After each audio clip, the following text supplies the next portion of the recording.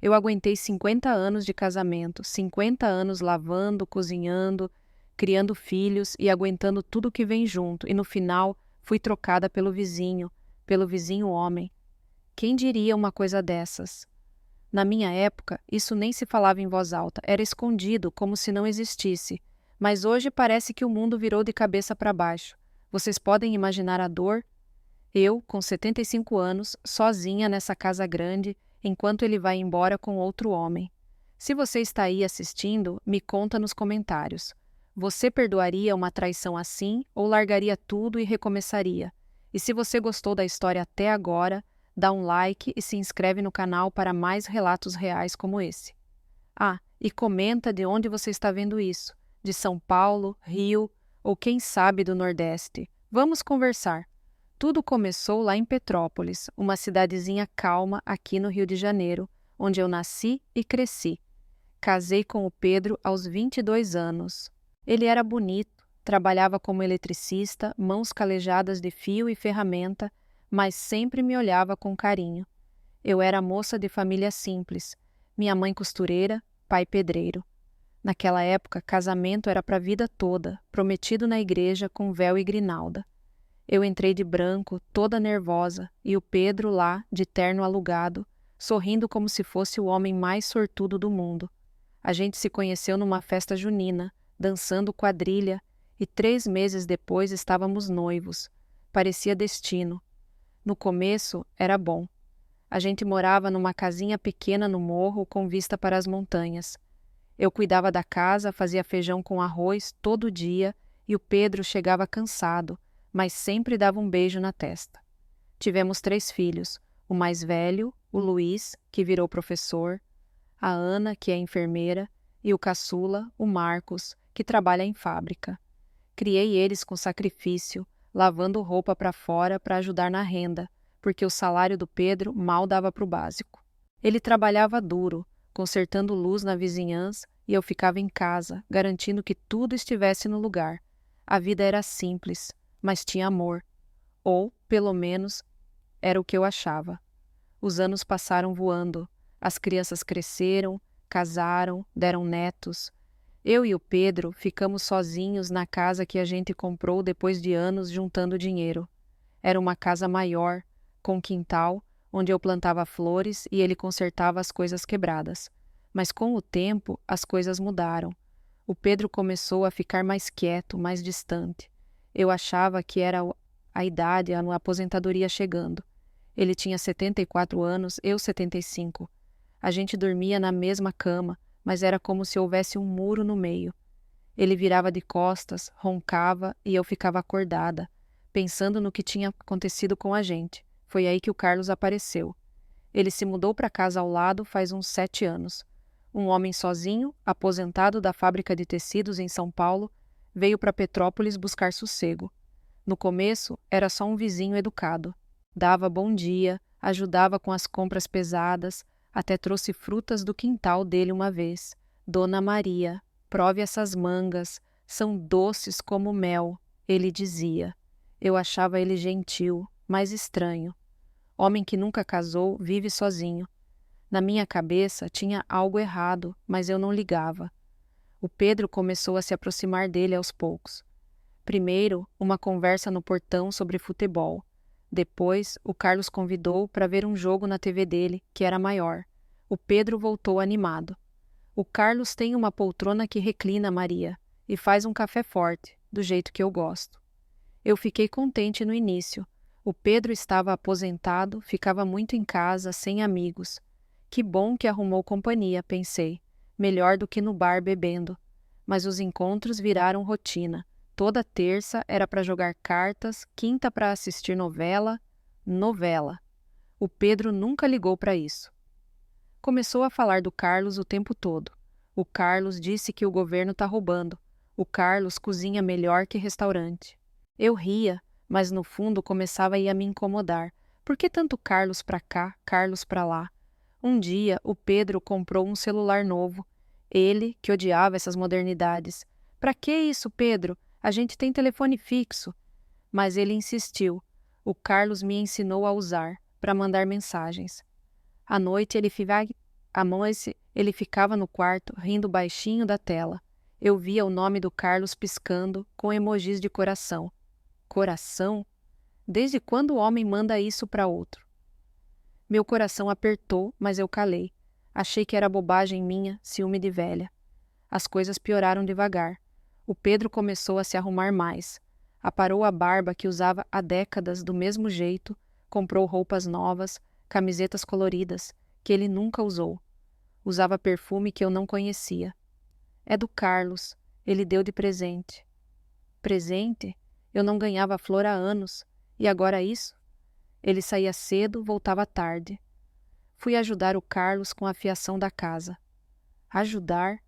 O Pedro mal consertava as coisas aqui em casa sem reclamar. E quando voltava, cheirava diferente, como se tivesse tomado banho em outro lugar. Eu comecei a desconfiar de verdade numa noite chuvosa. Acordei às 2 da manhã, a cama vazia do lado dele. Procurei pela casa, nada. A porta da frente entreaberta. Olhei pela janela e vi luz na casa do Carlos. Meu peito doeu, como se tivesse levado uma pancada. O que ele estava fazendo lá àquela hora? Esperei, tremendo de frio e raiva. Ele voltou meia hora depois, molhado da chuva, e deitou como se nada tivesse acontecido. No dia seguinte, perguntei: "Onde você foi de noite?" Ele desconversou. "No banheiro, Maria, você está imaginando coisas." Mas eu não estava. Os sinais aumentavam. Ele parou de me tocar, de dar beijo de boa noite. Dormia no sofá, dizendo que meu ronco incomodava. Depois de 50 anos, eu tentava puxar conversa sobre os netos, sobre o passado, mas ele respondia com grunhidos. Comparava tudo com o Carlos. O arroz do Carlos é mais soltinho, a casa dele é mais organizada. Era como se eu não servisse mais. Uma vez passei mal com pressão alta, pedi para ele me levar no médico. Sabe o que ele disse? Agora não, o Carlos está me esperando para uma pescaria. Pescaria? Ele nunca pescou na vida. Tive que chamar a Ana para me ajudar. A raiva crescia dentro de mim, misturada com medo. Eu conversava com as vizinhas, mas elas riam. Ciúme bobo, Maria, deixa os velhos se divertirem. Mas meu instinto dizia que tinha algo errado. Uma tarde, resolvi espiar. Passei na frente da casa do Carlos, fingindo ir à padaria. Ouvi música romântica tocando lá dentro, tipo aquelas antigas, de dançar colado. Vi sombras pela cortina, 2 vultos perto um do outro. Meu estômago revirou. No jantar, perguntei sobre o dia, ele mudou de assunto rápido. A gota d'água foi quando peguei o celular dele no banheiro. Mensagens do Carlos. Saudades do nosso momento ontem, com corações e beijos. Meu mundo desabou.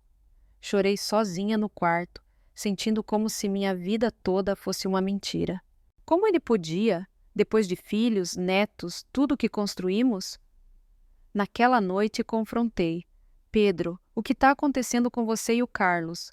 Ele ficou vermelho, gritou, você tá louca, é só amizade. Mas os olhos dele diziam outra coisa. Dias depois, ele sumiu por 2 noites. Voltou com mala na mão. Maria, eu vou embora. Eu e o Carlos, a gente se entende melhor. Meu coração parou. Melhor? Como assim? Você está dizendo que... Ele confirmou, sem olhar nos olhos. Sempre senti algo diferente, mas escondi. Com o Carlos, eu sou eu mesmo.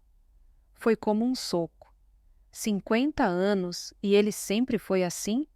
Me usou como capa? Chorei, gritei, perguntei por quê. Ele disse, não é sua culpa, eu te amei do meu jeito, mas faltava algo. Faltava? E os filhos? A família? Ele levou roupas, documentos e foi embora, me deixando sozinha com a casa vazia. A notícia se espalhou rápido em Petrópolis. Vizinhos cochichavam. A Maria foi trocada pelo vizinho homem.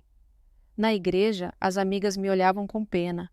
O padre tentou consolar. Deus tem planos. Mas que planos? Eu me sentia humilhada. Os filhos vieram chocados. O Luiz quis bater no pai. Como ele faz isso com você, mãe? A Ana chorou comigo. Vamos superar juntas. Mas a dor era minha, profunda, como se tivessem arrancado um pedaço de mim. Passei meses trancada em casa, chorando nas fotos antigas. Revivia tudo, os aniversários, as viagens simples para a praia, os natais em família, foi tudo falso? Uma noite, sonhei com o Pedro jovem, me chamando de minha flor. Acordei aos prantos, mas aos poucos algo mudou. A Lourdes me convenceu a sair. Vamos caminhar no parque, Maria. Lá, conheci outras mulheres como eu, viúvas, abandonadas. Uma delas, a Rita, contou. Meu marido me deixou por uma mais nova, mas eu renasci, aprendi a dançar forró sozinha. Inspirei nelas, comecei a fazer hidroginástica na piscina municipal. Meu corpo doía no início, mas a mente clareava.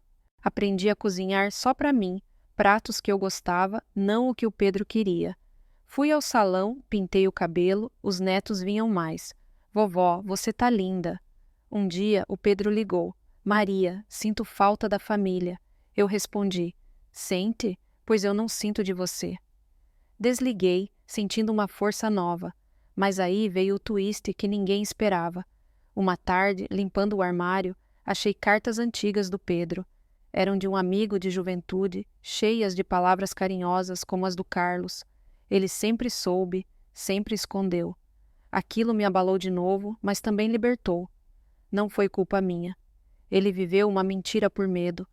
Chorei uma última vez, depois queimei as cartas no quintal. Foi como queimar o passado. Hoje, 1 ano depois, estou aqui, sozinha, mas não vazia. Planto flores novas no jardim, vou à missa sem peso no peito, até saio com as amigas para um café. A dor ainda vem em ondas, mas passa. Aprendi que a vida não acaba aos 75. Pode recomeçar. Se o Pedro é feliz com o Carlos, que seja. Eu sou feliz comigo. Não perdoo a traição, mas aceito o que aconteceu. E você? Se passou por algo assim, me conta nos comentários. O que faria no meu lugar? Perdoaria ou recomeçaria? Se inscreve no canal para mais histórias reais e me diz de onde você está assistindo. Vamos trocar experiências. Beijo no coração.